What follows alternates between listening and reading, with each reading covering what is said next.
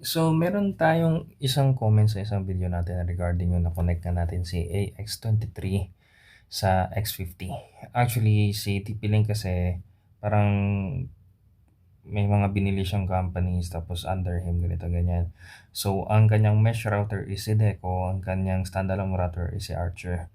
The thing is, dati hindi capable si AX23 or any of the Archers na router or standalone router ni TP-Link na kumonek sa mesh routers nila kasi walang easy mesh ang Deco.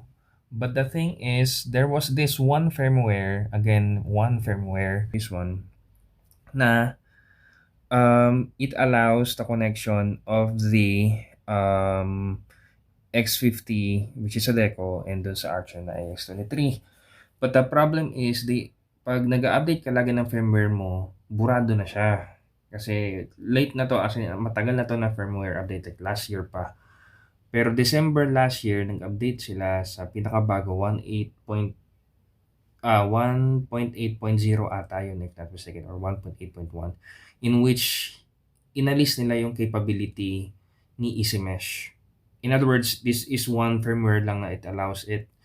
The thing is, dun sa connection ni Easy Mesh, AX23 and ni Deco, true yung sinasabi nila na hindi siya seamless. Okay? Yes, naka-connect siya. Yes, may internet ako sa baba. The problem is, hindi siya seamless. So, I am tempted to update to the latest and then, lagay ko na sa baba yung yung nandito sa kwarto. Tapos, total mahaba naman yung linya ko ng LAN. Connect ko na lang direkta dun sa aking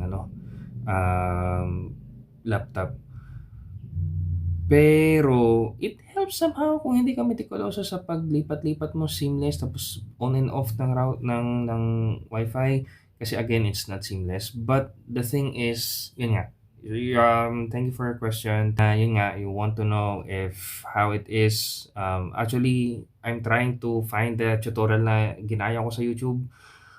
The thing is, hindi ko na siya mahanap.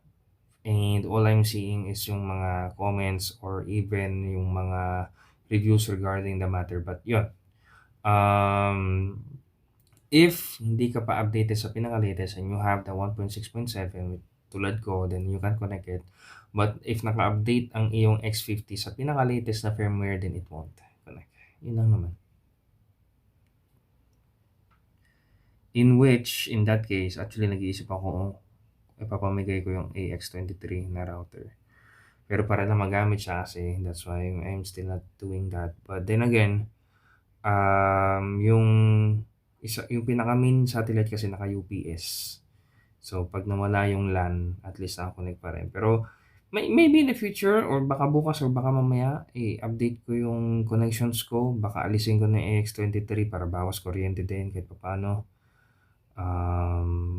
We'll see, we'll see. I might. And I may not make a video of that. But just to answer the question, it has something to do with the previous firmware and also at the same time, if you always update your firmware, hindi na siya ganun ka okay. I mean, hindi na siya gana.